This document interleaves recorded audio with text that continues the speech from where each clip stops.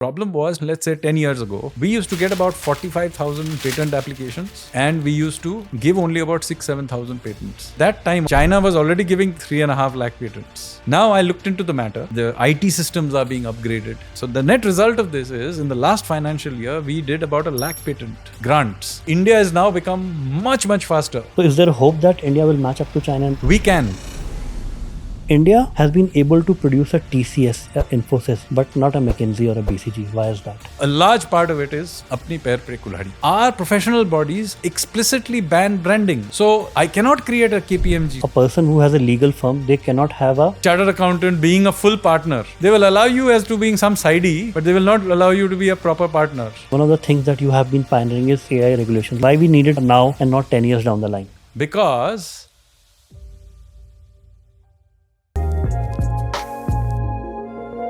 Hi, this is Siddharth Aluwalia, your host at Neon Show and also managing partner of Neon Fund, a fund that invests in the best of enterprise AI companies coming out of India.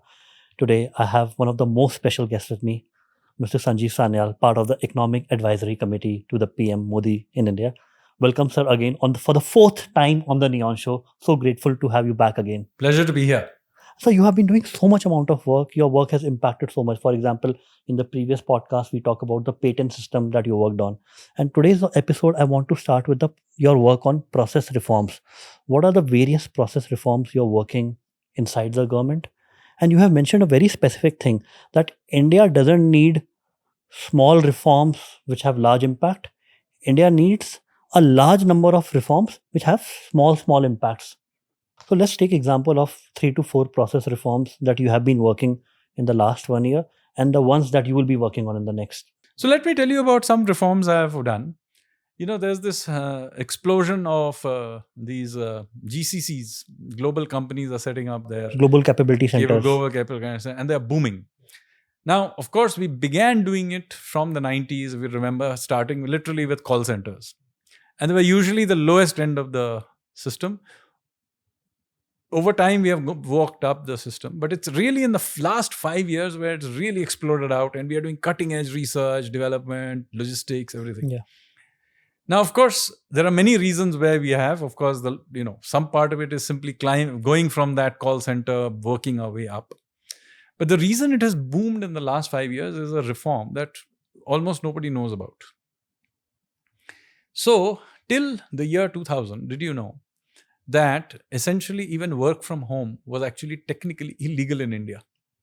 We had certain telecom ministry regulations called other service providers, OSP regulations, where essentially anybody using a telecom system for any commercial purpose was supposed to get a written permission from the telecom ministry. So all those BPOs that I was talking about that we had built, all of them had to go to telecom ministry and do Shashtang Pranam. As you can imagine, there were all kinds of ridiculous restrictions. For example, you couldn't combine your domestic and international businesses. Now, why? You needed an EPA-BX machine at every location, every small change. All of this not only added to huge amount of compliance, there was a whole lot of rent seeking. So these telecom officials used to make this thing, especially in Bangalore. Any BPO you asked from that era, they had to basically pay off somebody. The lawyers had to be paid off. It was a real mess. Now, when you had the in 2000, when the COVID-related lockdown was put, I discovered this set of problems by pure mistake because the telecom ministry came out with a notification saying the OSP regulations will not apply for the next 6 months because you have to work from home so we will allow you to work from home. When I read this, I'm a suspicious sort of chap. I realized there was something very fishy about this. What do you mean you cannot work from home? So I investigated it and I discovered this whole gamut of OSP regulations and telecom related compliance requirements that were there. And they were absolutely outdated and useless and mostly used for harassment and rent seeking. So working with a friend of mine who was a lawyer in Bangalore, I'll name him Rahul Mathan. And I had support, and with the blessings of the Honorable Prime Minister and the Finance Minister, I began working on this. And the then Telecom Minister, Ravi Shankar Prasad ji, also was very supportive. And we began to unwind these regulations. So we undid it one round in November 20, and then in June 21, we undid. And it suddenly made doing these GCC type activities in India radically simpler. So I couldn't understand the relation, how work from home helped the regulation. No, because now I could just take a building. Yeah. You see, work from home is the reason I found out about these rules, because I discovered work from home thing was only one part of the OSP regulations. But because I discovered it that something, you were not even technically allowed to work from home, I discovered this whole OSP regulation universe. And once I discovered it, of course, then I went after the whole gamut of them. They are still there in some fashion, but they've been watered down to being basically meaningless. So now that the OSP regulations had been removed, it is now simple. Now anybody can say, you can set up a thing, you start doing a GCC business. You don't have to go to Telecom Ministry to get too many. I think there are a few things you need, but they are basically minimal. And if, by the way, anybody in the audience thinks that they are becoming onerous, please bring them to me. We will water them down even further. But basically, as a result of this, large numbers of companies which wanted to create GCCs but were finding the compliance burden just too much burden, they suddenly opened up, and then we have had, of course, this explosion. I think today India is the GCC capital of the world. Absolutely. We have become the office to the world. But it would not have been possible if we didn't remove this rather obscure OSP regulation, other service provider regulation, which I said nobody knows about. But its removal was an absolute catalyst in turning us into a GCC capital. So this thing was happening anyway. More people wanted to come. But the key thing that stopped them was this OSP regulation. That's amazing. And what are some other small process reforms? So similarly for patents, that's something I talked about last time. Yeah. So when it came last time, we were easing it up. And so what was the problem? The problem was till, let's say, 10 years ago, we used to get about 45,000 patent applications. And we used to give only about 6,000-7,000 patents. So this is the situation in 2015, 10 years ago. Now, just to put it in context, at that time already, China was already giving 3.5 lakh patents. Giving. So filing was a multiple of that. And the US also gives 3.5 lakh patents. Now China has reached almost 1 million patent grant. So, so you can imagine how many applications they get.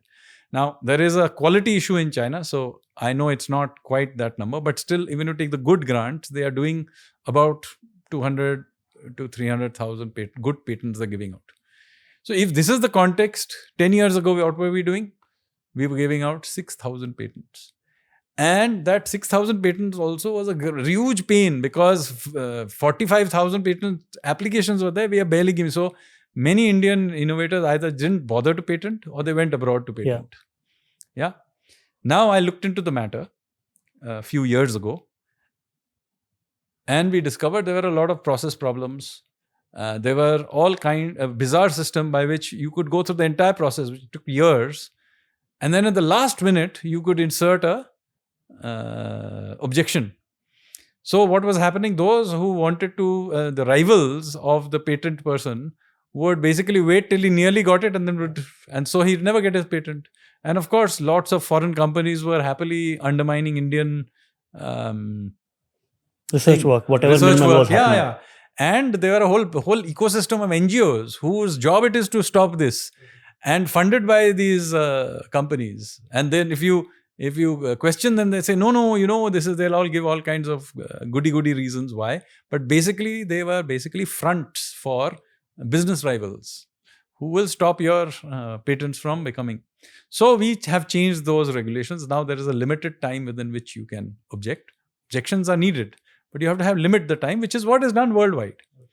Similarly, we didn't have enough patent officers. So we began to hire them. So in fact, just in the beginning of this year, we have gotten in about 500 new patent officers, 550 to be precise. They're right now being deployed. The IT systems are being upgraded. So all of this is being done. So the net result of this is, in the last financial year, we did about 1 lakh patent grants. This is more than the number of filings. Yes, that happened in 2015. Because, no, we gave a lakh of patent grants. By now, the number of patent applications have gone to about 90,000. So they have also gone. But you can imagine 6,000 to 1 lakh patent grants. And how much time? And this is actually more than the number of patent applications we are getting. So what has happened effectively, we have cleaned up the backlog. The backlog is clean. So now we have a different problem. India has now become much, much faster. I don't know how fast it is compared to the global average, but we are comparable, if not better than the global average. But more importantly, now we are deploying even more people in anticipation of an increase in people patenting here. So here is an example where the government is actually ahead of the curve. We are creating the capacities ahead of the curve. We don't actually need this capacity. And the idea is now the research and development people who used to complain that our patenting system is hopeless, now we can turn around and say, where are the filings? Where are your filings? So the R&D network now needs to get up and go. Of course, a lot of support from the government is coming in. We have simplified rules for government labs so that they are not stuck with the GEM portal problems. We are also creating a huge amount of government Anusandhan funds for research. But really, we need to get our private sector to get out there and do R&D. So we really need to get our private sector out of this, we also do make steel kind of, you get the impression from talking to a lot of our private sector that, they're very guiltily do whatever they're doing. They're actually, in reality, an NGO, that also makes steel. We've got to get out of our private sector has to be serious about what they do. They have to be at the cutting edge of what they do. And a lot of that requires R&D. And now, I'm sorry, the patenting system is not one of the constraints to the system. And right now, India is producing 1% of the world global patents. Absolutely. China is producing 21%. So is there a hope that India will match up to China? We can. But that requires the patenting system is no longer the constraint. The constraint now will be filings. So the R&D effort has to go up. And for our audience, if you have a ball... by the way, I'm not 100% sure of that statistic. I don't think that is true. Okay. I don't think it's 21% vis-a-vis 1%. If in the last financial year we did 1 lakh patents, they did 9 lakh patents. So, okay. So it is not 1:21, but it is still a large gap. And for our audience, can you tell what is the average time that a patent is granted right from the first step in filing, and what is the average cost involved? That varies a lot, but it used to be 8-9 years, which is obviously pointless. I mean, you're in a technology world. We are now managing to do within 2 years, I think, which is now roughly the government global average for good. Yeah, but I don't have don't hold me to it. I don't know the statistic off the top of my head. Okay, and what's the average cost involved? It's very cheap to do. So patenting in India is not an expensive thing. It's much more expensive abroad. Our problem was it was slow. Yeah. There were all this problem with this random last minute opposition. There were problems with people stealing ideas. So we have dramatically improved all of this. And what's the process of upholding a patent like after? So after that, the legal system has to do it. That is an issue we really need to work. So far, it was not a constraint because there were so many few patents. Now the number of patents will dramatically go up. The legal system has to be upgraded to deal with it. Got it. And these are great examples of how you have simplified, let's say, the pipelines in the government system. Another thing that I wanted to discuss, a part of the process reforms that you have been working on, is the big 7 consulting firms that have been global, and most of their talent is from India, right? But India has been able to produce a TCS, Infosys, but not a McKinsey or a BCG. Why is that? So you have brought up an issue that is, by the way, something that the Honorable Prime Minister and the Commerce Minister and many others have also brought up, which is the peculiar situation where Indians are very big in audits and consultancy worldwide. You go anywhere in the world, you will find Indians do well in this space. And yet, there is no large Indian audit or consulting firm. And I'm going to focus on consulting because it's a much bigger business. So worldwide, this whole business, audit plus consulting, is about a $280 billion business. Of that, about 80% plus is consulting. So this is the real business, unlike what people think. Now, this business is dominated by the big seven. These are the four audit firms, old audit firms, the big four. And let me say that even in those audit firms, the consulting business is much, much, much bigger. So just because they have made their name in audit doesn't mean that this is not their bread and butter is consulting. And then, of course, you have the three big consulting firms which have been there as consulting, don't have their origins in audit. Yes. So if we add the three up, they are the big seven. Now, the big seven have basically dominated not just the world, but they also dominate India. They dominate consulting, every nook and corner of it. And it's Indians who run it. And yet, why are there no Indian companies in this space? So this is an issue that I began to look into a few months ago. And this is what I've discovered. And a large part of it is apni pair pe kulhadi. So the first and obvious problem, which even the Indian smaller consulting firms, they raise, this is that India's own tendering systems, when government gives contracts and even large private sector gives contracts, we tend to discriminate against our own. So we will rather give it to a large global than to give it to an Indian. And that happens because, one, very often the tendering requirements are such. So we will say, for example, there's a 3 crore contract we want to give. But we will say we will only give it to a company that has already got a 500 crore turnover. Now, how on earth is there is no new company. Now, in every other sector, we want startups to boom. Here's one here will actually stop a startup. And the same point is true for how we think about track records. Let's say there are 3 Indians who have done some project in the world. Doesn't even have to be in India. Let's say they did somewhere in the world in one of these top big sevens. But suppose they want to come out and create their own big startup. We don't give their track record any credence. Whereas we will give the big 7 company the track record, even though these are the 3 guys who did it. Now again, in which other place in the world, in other sectors, do you do this? If somebody has invented some thing or wants to set up a startup in that field, you give him the full support. But supposing three young consultants from the big 7 come here and they want to do something and they set up their own consultancy, then we ourselves don't give their track record credence. So the reason I'm mentioning is that this is one of the reasons we'll never have our startups in this field. Okay, so this is the second. But this is about our tendering rules. This is where I started this investigation. But I discovered later that, in fact, while this is an issue, this tendering rules issue, this is actually not the biggest problem. There are 2 other problems which are probably even bigger and self-imposed. The first problem is that many of these activities have in them professions which are guided by professional bodies in India. So it can be the Bar Council of India, Chartered Accountants Institute, company secretaries, its cost account, various bodies are there. The engineers have something, and so on and so forth. Now, each one of these bodies basically wants to protect its little pond. Whereas, as I have told you, the real game is sailing the sea.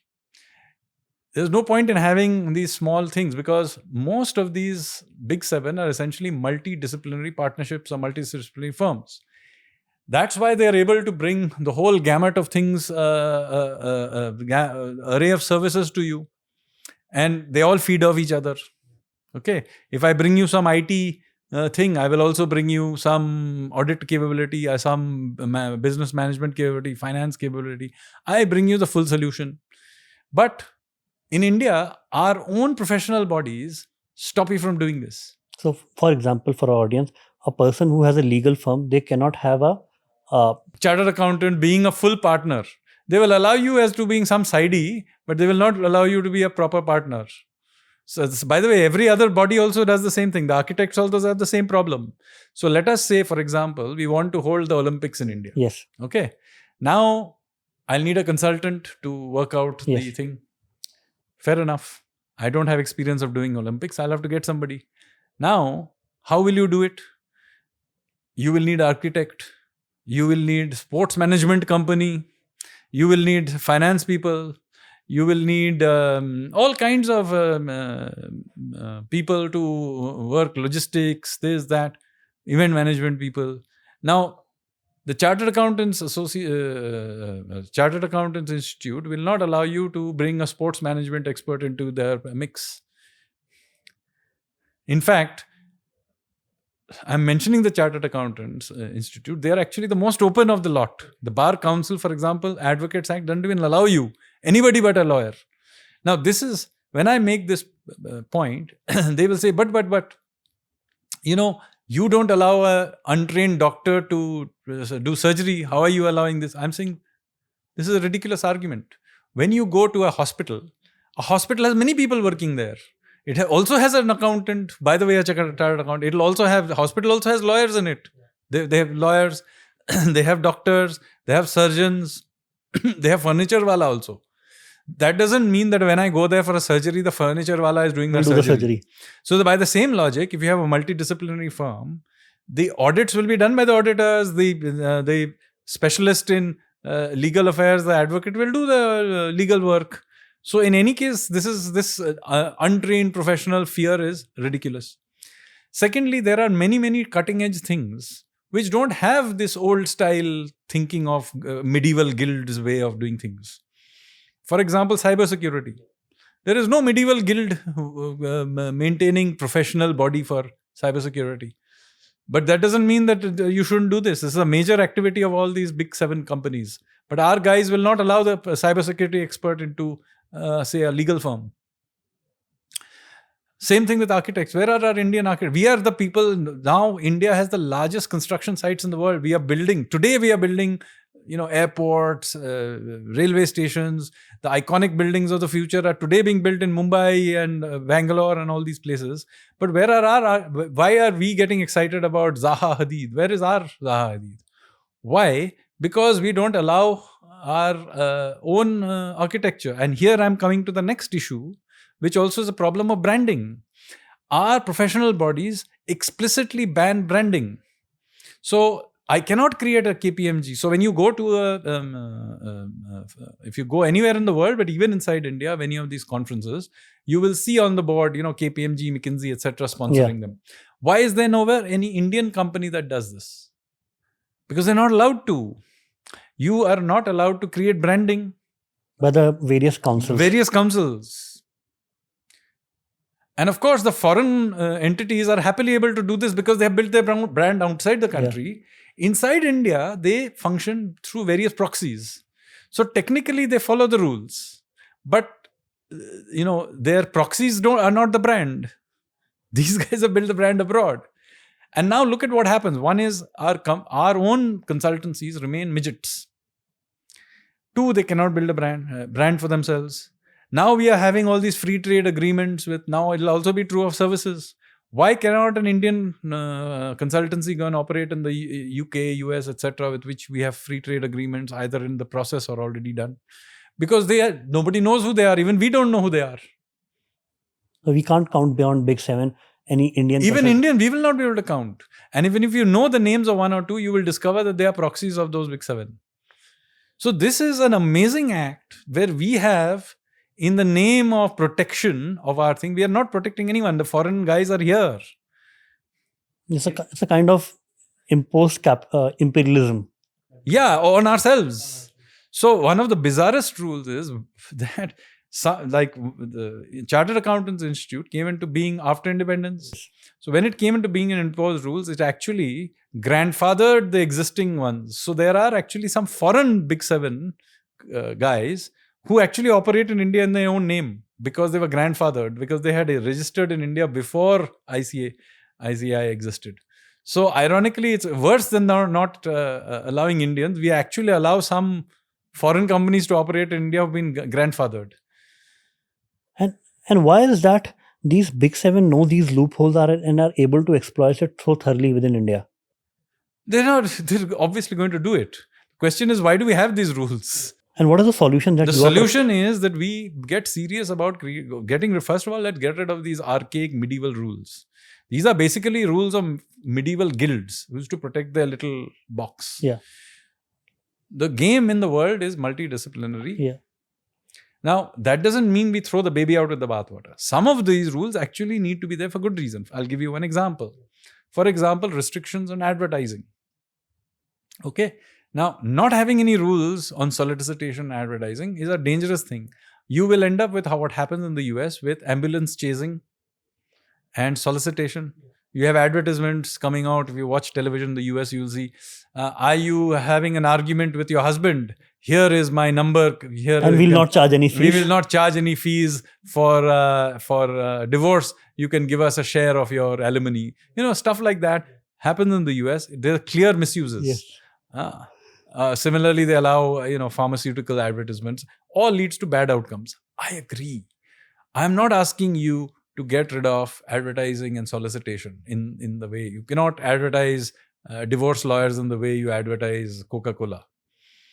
And the most billboards in the US are of legal people saying, did you have an accident or do you want to claim an accident? Yeah. So we don't want that culture. Totally agree. We do not want that culture. So that restriction has to be there. But that is different from allowing you to create a logo, create a brand, especially when you need to go abroad where those restrictions don't agree. So if an Indian consultancy, lawyer, etc. operates in the US, there the laws allow it. They should be allowed to do it. Advertising there as well. Not in India. There we will restrict our own market to our thing. But don't throw the baby out with the bathwater. That's the point I'm making. And right now, are you working with these various councils to? Well, I have gone and spoken to a few of them. In each one of them, there are pulls and pushes. Many of the younger members of these councils want change, but many of the older ones obviously have incumbent systems where they benefit from the perpetuation of this system. And does the government have any influence on a long-term plan? Well, some of them, the government can change rules, regulations, but many of them I think first thing I'm trying to do through, doing a podcast is get people to understand what is going on. You see, unless there is a general discussion, a public discussion about this, you will not get the change. So one of the things you got to do is, why isn't there well, I'm sorry, because in many cases, it's not the government that is stopping it. It's the professional bodies themselves. And much of it is about protecting a little bit of turf.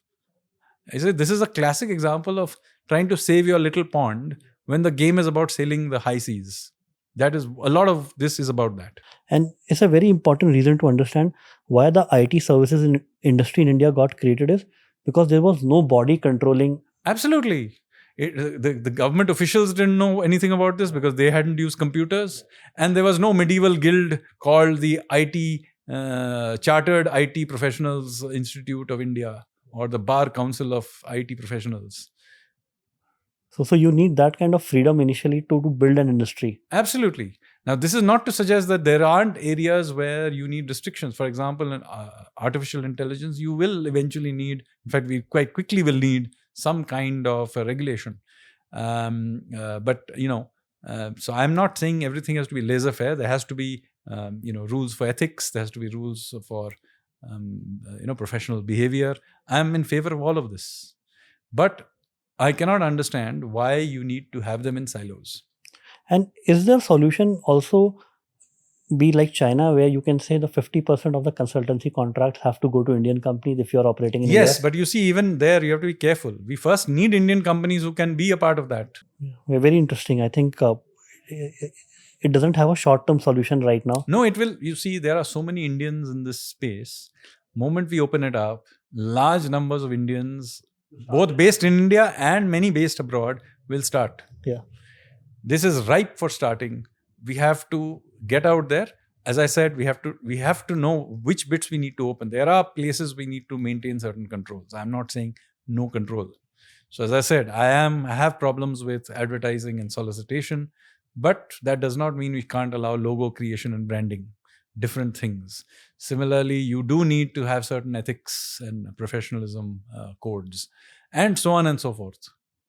And among all of these things that you discuss, which is the first thing that you think is the most important that we need to strike down for creation of new companies in consultancy from India? No. This will have to be done simultaneously, because you see, I cannot ask the chartered accountants, who, by the way, are the most forward-looking of the lot. They will open up, but the others don't. What's the point? And creation of multidisciplinary firms. Basically, a multidisciplinary partnerships, multidisciplinary firms of various kinds. And then you have to allow rules for them, allow them to raise money, do various things. Yeah. For example, a consultancy can be a listed company, but it may be difficult to have an audit company having a listed company, because they, in a sense, they cannot be driven by short-term profit and share price things, right? So the certain areas you can create Chinese walls between different activities. So you have to think it through. It's not just a laissez-faire, do what you want. We have to have certain restrictions and controls. But the old way of doing it as medieval guilds, I'm sorry, the game is over on that. We need to get away from that. Which brings me to another interesting point, right? We now covered Big Seven, but the world has leapfrogged into AI. And one of the things that you have been pioneering is AI regulations. Let's talk more about that and why we need it now and not 10 years down the line. So actually, people do not understand the extent to which everything they already do is run by AI. Social media is run at the back end, is run by AI algorithms, all kinds. You're already a victim of it. When you're getting into your bank account, all your security systems, cyber security systems, and they are all talking to each other as well and evolving. Now, when you have this big integrated world where AI systems and they're all integrating and talking to each other, the dangers of a major mishap are multifold. And you got a taste of that just last summer when one line of coding was there, and I think it was a Microsoft CrowdStrike, some upgrade, and all the airports got shut down. Airports got shut down, ATMs got all kind. Now remember, that is not an AI breakdown. That was a static code. Okay, now imagine AI codes, which black boxes, human beings don't even quite know what's going on, and they're all talking to each other. Imagine the major breakdowns that can happen. It will all function perfectly till it blows up, and then when it blows up, on the same day, your IT systems won't work, your power supply will break down, your financial systems will short circuit, and nobody will know what on earth is happening. So I am just saying that we are setting ourselves for catastrophic failure at some point in time. It may not happen for a long time and it may look like it's working beautifully till it fails. But when it fails, there will be catastrophic failure. So AI systems need to be regulated. Not just me saying it, many people in that field who are the cutting edge, Elon Musk is of course talking about it. So we have to think about this quite seriously. Yeah. So there are different people thinking of this. I have, of course, written about it. There's a working paper written about a couple of years ago on AI regulation. So look it up, those of you who are interested in this topic, where I have taken a complexity theory view of it. So what is this? You see, I am very much into complex. Those of you who don't know this, many of what I am saying derives from a framework of thinking called complexity theory. And one of the points about complexity theory is that systems are so complex and evolving complex adaptive systems, that human beings cannot fundamentally predict where they're going. It's not about how brilliant I am. You can't predict it. I can't predict it. Elon Musk also cannot predict it. Yeah, he was part of Doge one day and now he's not part of that. So therefore, this AI-driven system is a complex adaptive system. It's not about being an expert trying to figure it out. Now, if that is the way it is, how do you regulate a system where no expert knows how it is going to evolve? So there are different approaches to this. One is the US and also to some extent UK approach, which is laissez-faire. Let what will happen. Let the people in that sector do it. Now, their idea is that ex post, should it go wrong, they have a system of tort laws. So if it goes wrong, you have skin in the game because they're going to put $1 billion fine on you, or class action suit, and you can be destroyed. So the break on their system is that. Now, whether or not it'll work in this case or not, we can debate. I mean, you can say that's post facto thing, but at least there is that fear that is there. In India, there isn't such a system. We don't have these kinds of class action suits where you can be large companies where you're completely bankrupted by such a thing. The European Union is trying to do it through bureaucratic thing. They are trying to create buckets where bureaucrats will decide, is this artificial intelligence dangerous, not dangerous, and so on. Now, let me tell you, this is likely to fail even more spectacularly because, how does this bureaucrat know whether some artificial intelligence thing is dangerous or not? I mean, I understand artificial intelligence running your nuclear warheads system is a dangerous thing. But beyond that, let me tell you, you can't tell because something that is innocuous today may turn out to be very dangerous later on. So since we cannot quite tell what is going on, it is a waste of time trying to get, it's not about having the most brilliant bureaucrats running this. They can't do it because we don't know how it's evolving. So this idea of trying to put, levels of risk badges on AI is, in my view, a waste of time. It's 100% going to fail.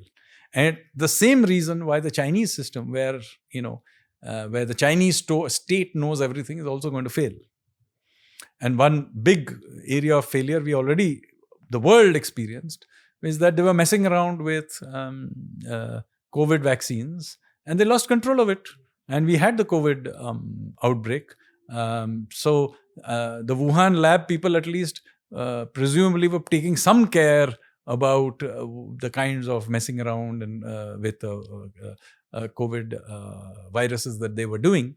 But much of this AI is done even without the little or kinds of protection that they were doing. So the dangers of AI being run and the hope that the Chinese know what they are doing, even assuming that they are being benign. Of course, in many cases, they may even be malified.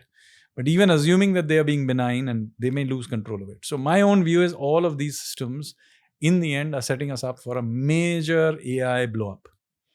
So I have put up a paper saying that, look, whatever system we have, whatever AI thing we have, should be agnostic to our ability to predict where it will go. Now you may ask, how on earth do I do this kind of regulation? So it turns out that we regulate other things like this also. After all, we regulate financial markets. Yes. Do I need to know where a share price will go in the future in order to be able to regulate the stock market? I don't. Why? Because the financial system is also a complex adaptive system. Yeah. But we regulate it. How do we regulate it? By doing the following thing. First of all, we are agnostic to where the system is going. So the regulations are not related to trying to predict where it goes. Two, we have certain built-in systems of circuit breakers. So here we have to have systems of circuit breakers where you can circuit break, and you have a system of manual overrides in the stock market. We have to have them here. You force audits. We have to have force audits of AI systems for explainability. Just like you have to explain your account, how did you make that money? We have to have audits where the AI system, whoever is running it, has to explain why the AI system is doing what it is doing. So you have to have regular audits of explainability. Then we have to create walls with compartmentalization. Today, we think we should have one great Internet of Things, one great AI of things. I'm sorry, cause all kinds of catastrophic failures. In financial systems, we create, between subsidiaries, between group companies, we create all kinds of walls. We don't allow industries to own banks, for example. So we have to allow these kinds of walls. We have to create between different kinds of AI so that all of them don't break down at the same time. So all of this has each one of the things that I want AI to do has a parallel in financial regulation. So we can take that experience and create these regulations. It will mean, however, that we will have to be willing to give up certain kinds of AI integration. Okay. And not just for India, the world has to be willing to do it. But in India, at least, let's begin to force certain kinds of explainability requirements. And then you finance the development of it with these. You say, yes, you develop AI, we'll give you funding, government will maybe give you funding somewhere, private, but cannot be a blank box. You have to have and this should be imposed even on other companies, foreign companies operating. If you are selling a software here, you have to explain why your software does it. At some level, we have to ask this, for example, social media companies to tell us your algorithm. What is the algorithm you use? Explain it to us. Why does it give a certain result and not some other result? So are you proposing to build a new body like SEBI for AI? You may need it eventually. And I think other countries in the world, I know that the big tech will resist this. But I think next year we are going to have this big conference in India on AI. And I think this conversation needs to be had. It's something that humanity needs to think about. Because now we are stepping into self-driving cars. US has already proven a pilot works, right? It's controlled entirely by AI. Yes. Now the question is, to what extent is the car autonomous, and to what extent is sharing information to our centralized system? If there is a centralized system that controls all the cars, let's say we end up with then then do they also control the Prime Minister's cavalcade? Yeah. Dangerous thing. Yes. And among the steps that you suggested, is anything about to get implemented in the next few years? In this, no, we need a global debate on this. I think AI regulation, oddly enough, has got completely sidelined to all these developments in LLMs, etc. The world is getting dazzled by the AI The capability of AI. capabilities, not realizing that we need to restrict them. And so the debate on regulating AI has completely got sidelined. To the extent it happens at all, maybe it is ironically paid for by the tech companies themselves. So naturally, they are as good at telling us what to do about regulations as pharmaceutical companies funded research on medicine. And my fear is, for example, the SWIFT system was created by the US. In this also, it might be ending that the world might adopt a system where that is dominated by the US. No, US or not. Point of the matter is, even the US itself needs to have limits on the system. The AI system will grow past the limits of the AI, American government as well. Yeah. And do you think the world will only act now once it sees a catastrophic failure? So I am trying to warn people against this. So let's see, maybe a discussion will start, and maybe through podcasts like yours, where we'll get this into the discussion. But right now, AI regulation has not really gathered any pace at all. Because globally, I think it's impossible to get all countries. Never mind, at least have the major countries. The good news is that AI's development is there in some 5 countries in the world. So conversation only needs to be had between these 5 countries. Okay. And that brings me to our next, you have been working a lot on the demographic divide and the demographic problems that India is facing and the world is facing. For example, we don't have a structure on what second order effects will a falling population will have on the world in 2050. Yes, so at least in the rest of the world, they are now beginning to see the impact of dramatic declines in birth rates, and the fact that fertility rates are now so far below, in many countries, below the replacement rate.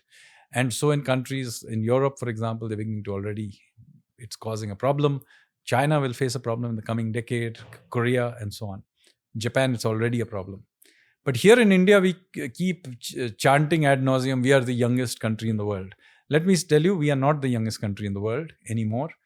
There are younger countries in Africa, in Philippines, Pakistan. There are younger countries than us as well. But even ourselves, while we are now in the sweet spot for the next 25 odd years, because we'll go through the demographic dividend phase, do be clear that at the other end of this, we will age as well. And I'm beginning to point this out before it becomes an overwhelming problem, because it's not in the discussion at all. In fact, we still have population control programs in many parts of the country, whereas in fact our population fertility rates have already fallen below replacement rates. So in most countries, people talk about total fertility rate required for a stable population is 2.1. Let me say that for India, it's much higher, because we have, even now, despite declines in child mortality, we are still above the global average. Secondly, the number of women in India for several decades there was an imbalance in gender ratio at birth. That has gotten fixed now, but there is in the pipeline a couple of decades of where the number of women of childbearing age will be below what would have otherwise been the case. So if you adjust for both of these things, then our required fertility rate is 2.3, 2.4. And we are already at 1.9 and falling. And the only reason we are at 1.9 is that it is Bihar and UP have still high fertility rate. If you take the rest of the country, it is much below requirement. There are parts of the country where we have Japanese level of fertility. Now, this is very, very important because we need those parts of the country to ramp up their fertility to something reasonable. Unfortunately, it becomes a political debate in India.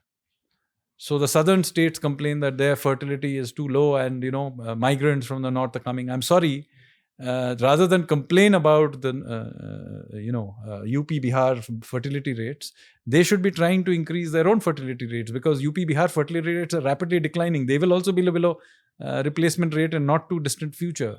So you cannot rely on them. So rather than complain about them, I think the states where it has fallen needs to begin to have a serious discussion about what to do.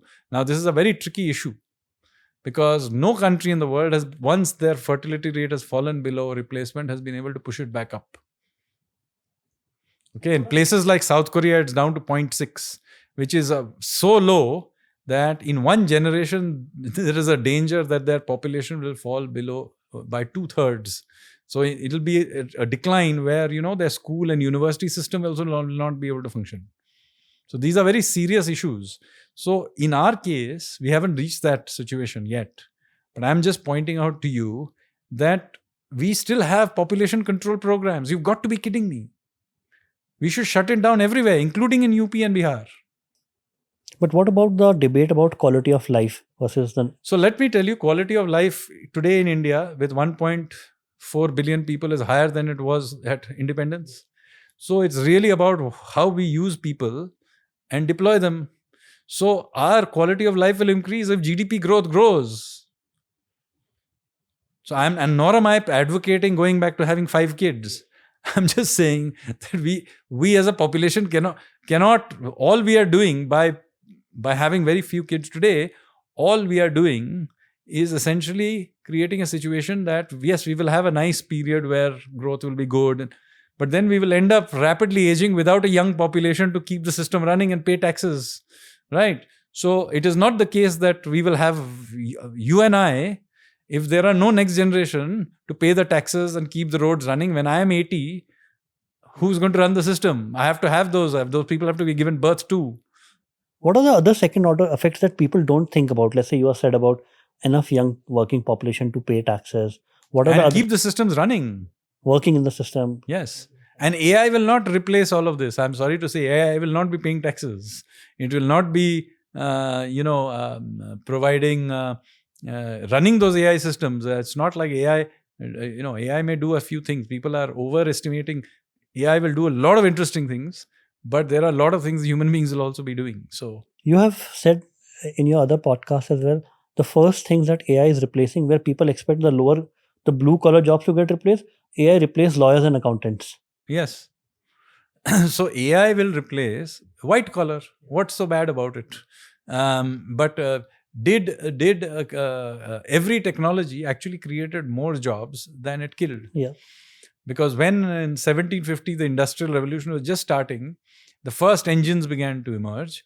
People said, "Oh my God, this will actually reduce jobs in textiles." Then when the railways came, I said, "Oh my God, this will reduce jobs for people who are running horses." It didn't reduce it. Actually, world has a much bigger population and a far more people are working. Many people are too busy, perhaps. So the number of technology kills a bunch of jobs, but usually it creates even more jobs. And there is no reason to believe that AI will not create more jobs than it kills. But it does mean that we have to be open to the shift that will happen. And consequently, rather than try and fight AI, we have to be willing to transition into the new areas where the new jobs are. After all, who thought that social media influencer would be actually a profession? Who thought a podcast will be a profession? You are the creation of technology. And so is every other job. I mean, the person who we are now scared, oh my God, driverless cars would be replace drivers. Let me tell you that an earlier generation said that, oh my God, those drivers would be, they were replacing the horse cart guy. Or things like app-based taxi would replace the drivers, which are Kali Pilis of the world. Right? It would create more number of drivers. Yeah, so in fact, exactly. So there are far more taxi drivers in this country today after Uber and Ola, etc., than they used to be in the Kali Pili age. Whereas in those days, the people say, oh my God, taxi drivers will be jobless. No, in fact, we have far more taxi drivers today. Yeah. And what are the other important things? Let's say if we keep on our population at Tech 1.9, right? What are the other things that India is not prepared and thinking about what will happen in 2050? then? So demographics is something that is somewhat predictable. So this is one of the few things in economics that has some ability to predict, because we know today the birth has already happened of those who will be workers 25 years from now. You can't create a human being out of thin air. So this is one of the few things that are sort of predictable. For most other things, let me say, we will have to basically be flexible. So in fact, I keep telling people that, look, I have no idea where those new jobs will come from. But my thing is that as those new jobs emerge, I should have training systems, I should have laws, all these things need to evolve with it, which is part of the discussion we had earlier about multidisciplinary partnerships. When those various professional bodies were created, these multidisciplinary bodies did not exist. So therefore, they were not created for it. They had basically derived from what existed before them, which were basically medieval guilds. So they continued to be some slightly modernized version of a medieval guild. Now we have to move to the next stage. So flexibility with our times is more important than ability to guess where this will go. We don't know where this will go. So allowing for things to evolve, emerge, new things to emerge, adapt to it, reskill for it, rather than fight the system. And the other important thing that you have shown is that building advanced capacity like the patent system, which are basically platforms that allow new things to happen. So that's why ease of doing business, encourage startups, encourage new companies, encourage small businesses to become bigger, MSMEs are not about remaining small. Some of those guys should become big over time. They are an ecosystem that is throwing up new experiments all the time. So a culture of risk taking is in fact more important than my ability to be able to predict where this whole thing is going to go. And is the system encouraging now the culture? Yeah, absolutely. And this is where the Honorable Prime Minister's effort to change our thinking process is very, very important.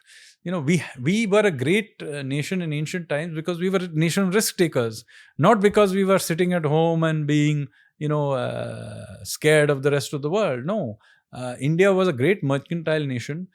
Indians in ancient times, we used to sail all over the world. Indian merchants were visiting Rome. They were visiting Japan and China and Korea and so on. And, one of the things that we are trying to do is to encourage this spirit. And one of my little effort in trying to kind of revive this is that, I've been part of designing and building a ancient Indian ship from the Gupta period, using the technology of that time, which is stitched ship rather than nailed together, wooden ship. And it has nothing modern in it. It's now been fully built. It's called INSV Kaundinya. It's a part of the Navy, by the way. And end of the monsoons, we are hoping to try and figure out how it sails. And assuming that we figure out how this ship was, handles, we'll try and sail it to Oman later this year. Well, congratulations. This is a big news on the personal front. And another big news is that one of your books, Revolutionary, is getting converted into a Prime Video series. Yes. So in fact, that's true. My book, Revolutionaries, has been converted into an Amazon Prime series. But even there, one of the reasons I wrote it is because I wanted to give people a sense that our historical characters were risk takers. And that, you had this other spirit of militant resistance to armed resistance to the British, which was part of our freedom struggle, which has been quietly edited out. And you get the impression from reading our history books that, our freedom struggle was about non-violence. Was basically about begging, very, politely begging the British to leave. And after that, they very patronizingly, condescendingly left. That is not the case. There was an armed resistance, which is just as important. And I've written about it. And it's now being converted into an Amazon Prime series, which should be out next year. But the idea here is again showing that we have a much more risk-taking, active culture, which we have unfortunately, we have tried to sort of diminish it for a variety of political reasons. We diminished it. But I'm trying to sort of get young Indians to embrace this somewhat more energetic Indian culture, so that's basically the idea. One important thing that I want to touch again, and we covered a little bit of it, is why is India not able to create a McKinsey when it can create a TCS or Infosys. But in any other field also, India is not able to replicate that. No. So that's because it's in our own, cobwebs in our own head. These cobwebs are totally inside us. Nobody is stopping us from creating our own. So why did it? Because nothing existed in that space. Therefore, it was able to go. Otherwise, our own regulations don't allow. Our incumbents in those areas will use, whether professional bodies or some other, whatever industry body will try and do this. This is the reason. In fact, now that I have, now it's well known that I have been involved for now several years, last 8 years, in getting reforms done. Let me say that the bulk of the reforms that I have done have been basically not because the industry bodies of that sector were pushing for those reforms. And that shouldn't be surprising.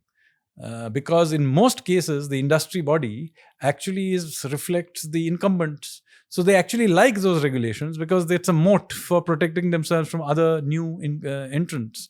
So I'm afraid the industry bodies in India are by and large not encouraging of change. They are therefore consequently quite happy to continue. Very rarely do I have industry bodies coming and asking for some research or change. They're mostly asking for protection. So this is something that we have to change, and this cannot come from government. It has to ultimately come from a general culture in society, which has to ask for this. And that's why, I keep saying that economics, politics, business, all of these are ultimately downstream of culture. So as long as culture is one that encourages the pursuit of excellence, encourages risk-taking, encourages new ideas, then you will have a culture that does it. Moment the culture unwinds, all the rest of it, from government policy to even the private sector, will behave in a different way. And I'm a witness of it. Again, I saw that in my own lifetime in what happened in Kolkata.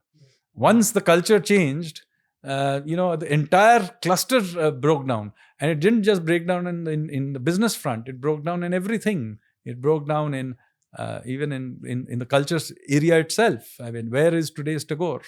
Where is today's Satyajit Ray? And you have been saying another thing, that in the next 25 years, Kolkata might become empty. One, because the population... No, it won't become empty. It'll just become a backwater, which it already has. And I keep...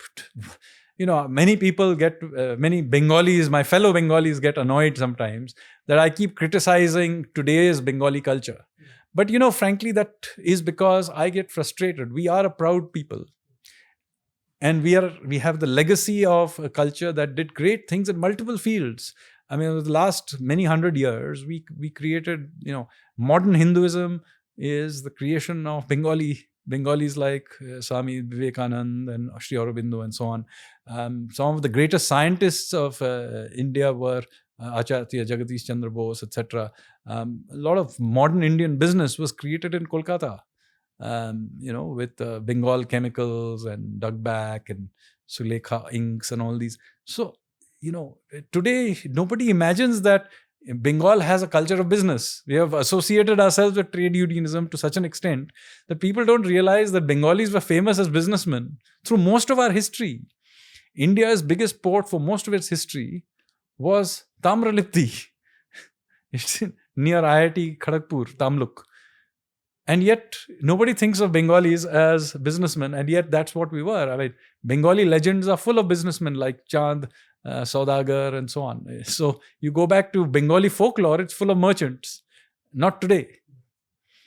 Another thing that I want to touch upon is your work in agroforesting. Would love to discuss it. Same point. We have these regulations in India where you do not actually allow the Indian farmer to plant trees and grow them, cut them and sell them as they wish. All kinds of restrictions are there. Now, this is ridiculous. Where, for example, teak, we import teak. Now, teak is an Indian plant. If you just plant it in your back garden, it will grow wild. And it's a valuable plant. And yet, we have all kinds of restrictions on growing teak. So, my view was, it's the same logic. Why? Because, they may cut some teak in the forest. Hello, that's a matter of doing a better job of managing the forest, not imposing more and more rules on my farmer. So, this is the thinking process is wrong. And it comes from this bizarre top down, let's regulate everybody, let's squeeze the whole thing. Everybody, the forest guard also solving his problem. Forestry department doesn't care about actually increasing the volume of teak grown in the country. Then the value of the teak tree in the forest will also decline. There'll be no incentive to cut it. But that is not how people think. Everybody wants their little pond to be somehow saved. Then the forestry officer will get some powers. He will misuse it to extract rent. This is what goes on in everywhere. Every little sector in the country wants to extract rent from their little turf. And so now, when you magnify this into a network of these little turfs, you end up with the problems we have in India. So we need to break this down. And that is basically what I'm attempting to do. Well, thank you so much, sir. It's been amazing to have this fourth conversation, very different from one we had previously. And so much we covered in the last 1 hour. Thank you so much. It's been a pleasure again.